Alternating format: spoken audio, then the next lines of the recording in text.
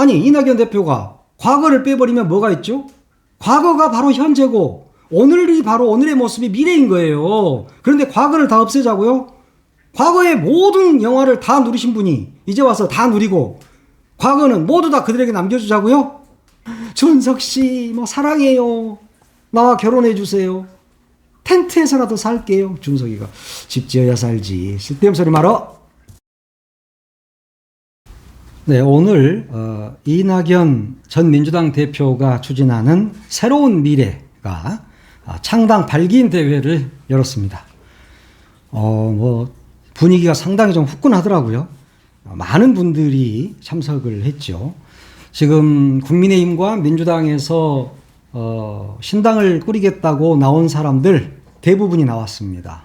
뭐 양향자 등등, 조응천 뭐 등등 해서 많은 분들이 함께 모였던데, 함께 모이기는 했어도 각자 생각은 다른 데 있겠죠. 어떻게 해서 자신을 중심으로 이 제3지대에 빅텐트를 치느냐, 이런 생각을 다들 따로 갖고 있을 겁니다. 이준석 대표도 전 대표도 오늘 이렇게 참석을 했는데, 뭐 서로 이제 뭐 창당을 다들 앞두고 있으니까 서로 품앗이 하는 거죠. 이제 새로운 미래는 다음 달 초순쯤에 창당을 한다고 그럽니다. 오늘 그 항상 엄중하고 진지하던 우리 이낙연 전 대표, 뭐 연설을 하시는데 뭐 그렇게 목소리를 굉장히 높이시더라고요. 근데 평소에 목소리를 많이 안 높여 보신 분이라서 그런지 상당히 좀 어색하긴 했습니다. 제 한 몸 국민과 역사 앞에 내놓겠다고 약속드린다, 뭐 이렇게 말씀을 하셨습니다. 뭐 정치인이니까 당연히 제 한 몸 국민과 역사 앞에 내놓는 것이죠. 근데 그동안 안 내놨다면 그게 잘못된 것이고요. 오늘 세 가지를 이야기했어요. 첫째, 뒤돌아보지 말자 그랬단 말이에요. 네. 그러면서 뭐 쟁기질 할 때도 뒤돌아보면 뭐 소가 삐뚤삐뚤 간다. 그러니까 우리는 뒤돌아보지 말고 앞으로만 가자. 그랬어요. 그리고 과거의 모든 허물과 결별하자, 이렇게 이야기를 했습니다. 뭐 증오와 저주 뭐 이런 문화와 결별하고 저급하고 폭력적인 언어 이런 것도 함께 다 이번에는 이 결별을 하자, 이런 이야기를 했습니다. 그러면서 이 얼룩졌던 과거는 그들에게 남겨주자 그랬습니다. 예, 그러니까 여기 나온 분들은 아주 저주의 말도 한 번도 안 했고, 증오의 말도 한 번도 안 했고, 저급하고 폭력적인 언어를 전혀 사용하지 않았던 분만 모였나 봐요. 그러니까 얼룩졌던 과거는 그들에게 남겨주자 그랬으니까, 하여튼 뭐 당의 이름도 아직은 가칭입니다만 뭐 새로운 미래니까 뭐 과거와 결별하는 건 뭐 당연한 거겠죠. 그리고 두 개의 말을 기억하자 그랬어요. 설마와 참아. 야, 역시 그 좋은 말이에요. 서운한 말을 들었을 때 설마 그 사람이 그랬겠느냐, 이렇게 생각을 하자는 거예요. 그리고 참아라는 말은 화났을 때 차마 내가 너한테 이 말을 할 수 있겠느냐. 굉장히 좋은 말입니다. 근데 정치권에서는 뭐 이러지 않죠. 이러지 않는다는 것을 뭐 다 아는 일인데, 설마와 참아 이 두 말을 기억하자, 이렇게 했습니다. 그러면서 본인의 아우가 조강이라고 그래요. 할아버지 족자의 강자. 그래서 한강의 하구를 조강이라고 하는데, 모든 물을 다 함께 모아서 마지막 하구에서 바다로 흘려보내는 역할, 이렇게 스스로 해석을 하시더라고요. 그러면서 여러분 모두를 받아들이고 여러분 모두를 바다에 쏟아 넣겠다, 이렇게 이야기했어요. 예, 모두 다 바다에 빠지겠답니다. 예. 그러면서 이분 입에서 윤 정권을 막 타도하는 이야기가, 목소리를 굉장히 타도하는 이야기를 목소리 높여서 하시더라고요. 무능하고 타락한 윤 정권을 심판할 것이다, 뭐 이렇고, 나중에는 뭐 좀 업이 되니까 윤 정권은 정신 나간 것들이다, 뭐 이렇게 이야기를 하시던데, 야, 평소에 다들 많은 언론들이 이낙연 전 대표는 이재명은 저격하면서 왜 윤석열 정권에 대해서는 한마디도 안 하냐, 이런 말들을 이 평론가들도 굉장히 많이 했거든요. 다른 정치인들은 물론이고, 그걸 좀 의식한 것 같아요. 그러면서 말미에 윤 정권, 무능하고 타락한 윤 정권을 뭐 심판하자, 뭐 이렇게 이야기를 하시던데, 예. 그래요. 윤 정권에서, 윤 정권의 국민의힘에서 나온 이준석도 있고, 그러니까 함께 이렇게 타도를 하면 참 좋을 것 같고, 말처럼 윤 정권의 무능과 타락을 심판하고 또 그들이 잘할 수 있도록 길을 열어주는 역할 하셨으면 좋겠습니다. 예, 근데 이제 뭐 오늘 이렇게 창당 발기인 대회를 했는데 다들 각각 다 할 거잖아요. 그렇게 되면 이제 이게 모두 다 신당을 창당한 상태에서 빅 텐트를 이낙연 전 대표 입장에서 이낙연 전 대표는 빅 텐트를 치고 싶어 하잖아요. 그런데 이준석 대표의 생각은 좀 다른 것 같아요. 뭐 여러 가지 이야기들을 많이 하던데 이낙연 전 대표는 당연히 저희의 고려 사항이다. 제3지대 연대에 대해서요. 이렇게 이야기를 하는데 이준석 전 대표는 모든 건 시민들과 국민들의 반응을 살피면서 저희가 움직여야 할 것이다. 이렇게 이야기를 했습니다. 그러니까 이 연합을 한다는 것은 물론 선거를 앞두고 이합집산하는 거죠. 그래서 어떻게든 했다가 나중에 다 또 깨고 다 각각 흩어지고 뭐 이런 절차가 앞으로 계속 되지 않겠습니까? 왜냐하면 당을 같이 한다는 것은 이념과 가치관 이런 것들이 좀 비슷해야 되잖아요. 그래 달라도 너무 달라. 그러잖아요. 그러니까 미래대연합 측의 관계자도 이런 이야기를 했어요. 문재인 정부에 대한 평가를 어떻게 할 것이냐. 그러잖아요. 그 부분 분명히 남아있고. 또 젠더 문제가 있단 말이에요. 그 유호정 전 의원, 정의당 지금은 이제 탈당했나요? 탈당계를 제출한다고 하고 아직 안 한 것 같은데 오늘까지는. 그럼 의원이라고 하죠. 뭐. 유호정 정의당 의원과 이준석과의 젠더 문제는 어떻게 할 것이냐. 그리고 노조 문제는 어떻게 생각하느냐. 각각 다 다르단 말이에요. 이런 것들이 앞으로 계속 불거질 가능성이 있다. 그리고 또 빅텐트를 치면 이제 하나가 되는 거잖아요. 물론 뭐 가능한 이야기인지 어쩐지는 모르겠어요. 그러나 선거를 앞두고 있으니까 어떻게든 빅텐트를 치려고 하겠죠. 이낙연 대표는 빅텐트를 치자 이러는데 이준석 대표는 뭐 어제 이야기했듯이 나는 집을 짓고 싶다 뭐 이런 이야기를 했으니까 여기서부터 물론 좀 차이가 있죠. 신당이 빅텐트가 쳐지면은 간판이 중요하잖아. 그 당의 간판이 누가 될 것이냐. 다들 자기가 간판이 되고 싶을 거예요. 이준석 대표가 간판이 되고 싶지 않겠습니까? 당연히 간판이 되고 싶죠. 이 사람은 정통 보수를 재건하고 싶은 사람이라니까요. 그러면 이낙연 대표 역시 야 내가 그래도 국무총리도 하고 도지사도 뭐 여러 번 했고 국회의원도 5번이나 하고 내가 거대 여당 당시 여당이잖아요. 여당 민주당의 당대표까지 했는데 내가 돼야지 하는 부분도 있을 거고. 그런데 미래대연합 측에서 이낙연 대표한테 대선에 불출마해달라는 그런 요구를 한 것 같아요. 뭐 그런 이야기 안 나왔다 이런 이야기도 있던데 아마 왜 안 했겠어요. 뭐 했겠죠. 총선 불출마는 이야기했어요. 이낙연 대표가. 그러나 대선 불출마는 이야기하지 않았거든요. 여기서부터 이제 문제가 생기는 거예요. 사실은. 자, 이낙연 대표가 민주당을 나온 이유가 뭡니까? 대선에 출마하고 싶어서 나온 거예요. 이분이 총리까지 했는데 대선에 출마 한번 못 했다니까요. 이전에는 경선에서 이재명 대표한테 떨어졌잖아요. 그러니까 이분이 친당을 만든 이유는 어떻게든 대선에 나가보고 싶은 거예요. 근데 이재명이 지지도가 너무 높잖아요. 국민적으로도 높지만 민주당 내에서는 뭐 압도적이고요. 그러니까 이분이 그 안에 있으면 희망이 없는 거야, 본인이. 그러면 나가는 게 맞죠. 예. 그래서 작은 당을 만들어서라도 소수 정당의 대통령 후보라도 돼보고 싶을 겁니다. 그러면서 이제 전 국민을 통합해서 내가 한번 이 나라를 운영해 보겠다. 그런 이제 포부를 꼭 한번 하고 싶을 거예요. TV 토론에 나가서도 그 엄중한 모습으로 이야기를 하고 싶고. 근데 이전에 그냥 당 경선에서 탈락해 버렸단 말이에요. 그러니까 이분이 하고 싶죠. 네, 하여튼 그 많은 경험이 있으니까 아시겠죠. 세상은 뭐 늘 변하는 겁니다. 그러니까 어떻게 될지 몰라요. 네. 또 뭐 어떤 일이 어떻게 생길지 압니까? 뭐 지금 당장 바로 1초 후, 10초 후, 1분 후도 모르는 게 우리 인생이잖아요. 세상은 끊임없이 변합니다. 그래서 세상이 어떻게 변할지 모르니까 이낙연 대표가 대통령이 될 수도 있을 겁니다. 그건 몰라요. 김대중 대통령이 정치는 생물이다 이런 말씀 하셨잖아요. 그 말이 바로 불교에서 말한 재행무상이에요. 이 세상 모든 것은 끊임없이 변한다. 고정되어 있는 것이 없다.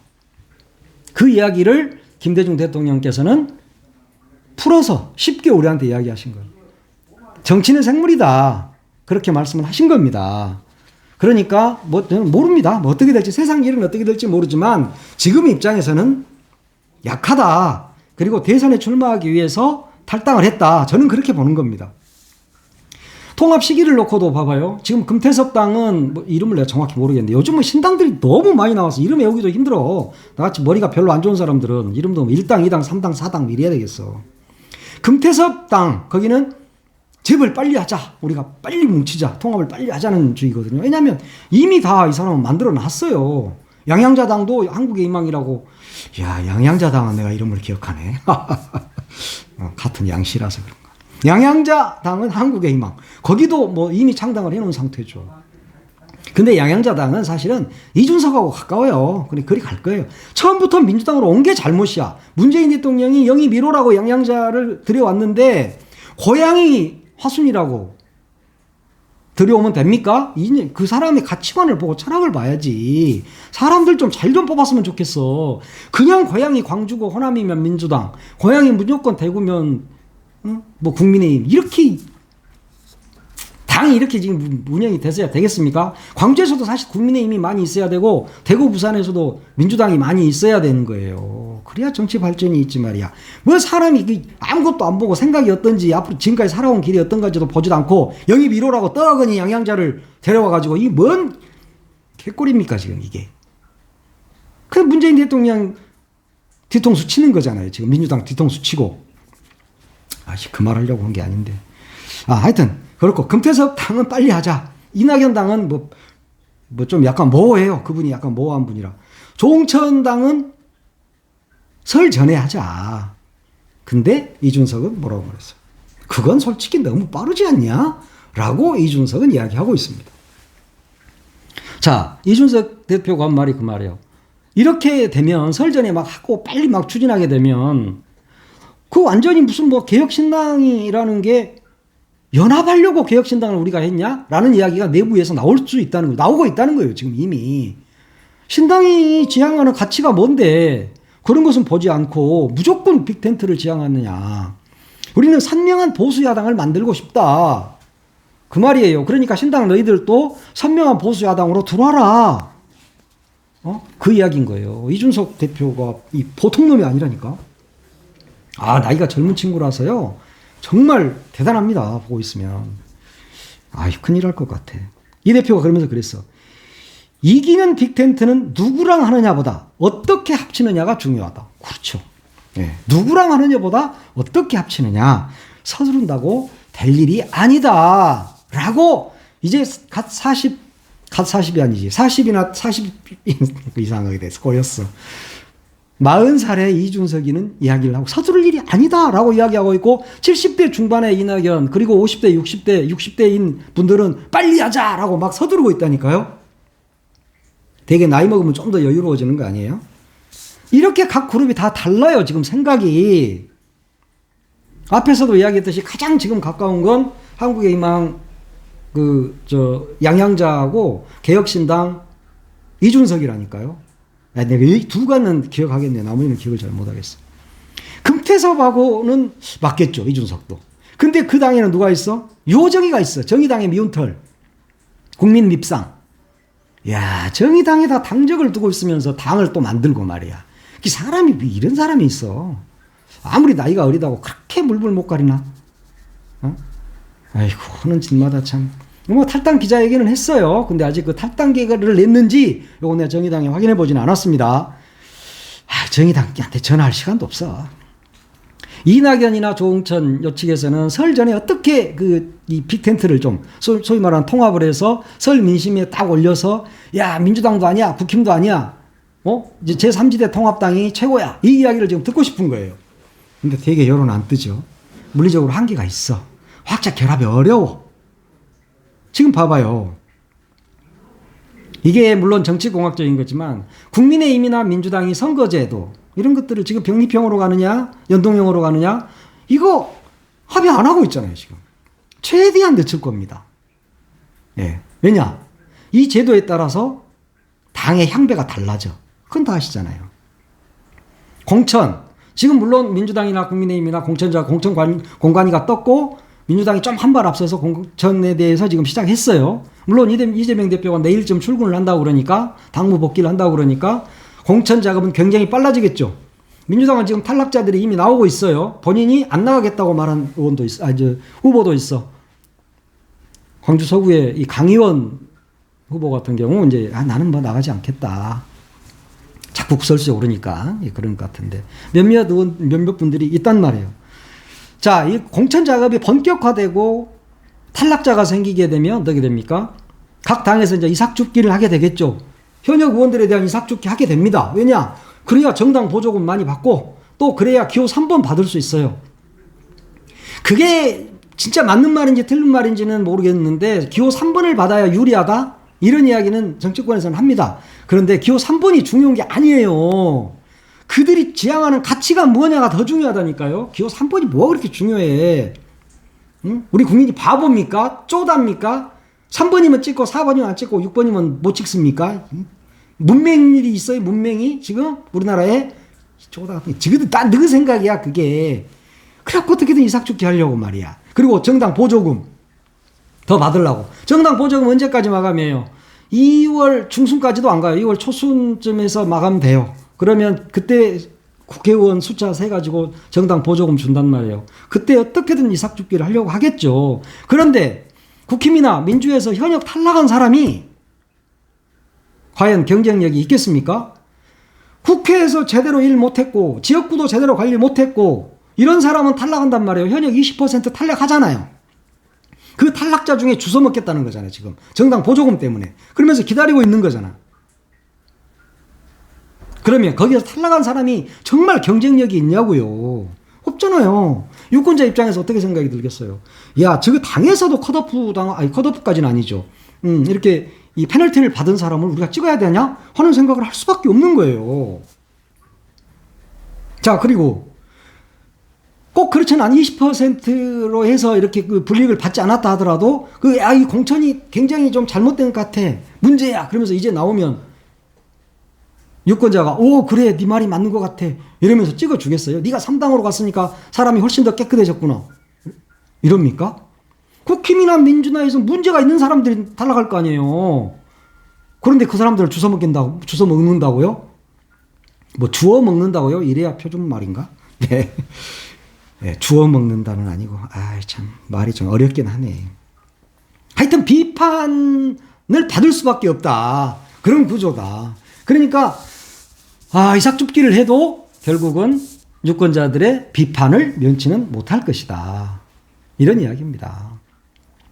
김종인 위원장이 오늘 아침에 CBS 라디오 김현정의 뉴스쇼에 나와가지고 막 격정 토론을 하시던데 이낙연하고 이준석하고 뭐가 맞아서 같이 합당이 되겠냐, 연대가 되겠냐, 그건 내가 볼 때 매우 어렵다라고 그 어르신이 말씀을 하시더라고요. 그러면서 목표가 뭐냐, 지향하는 바가 뭐냐, 이게 각각 다르다.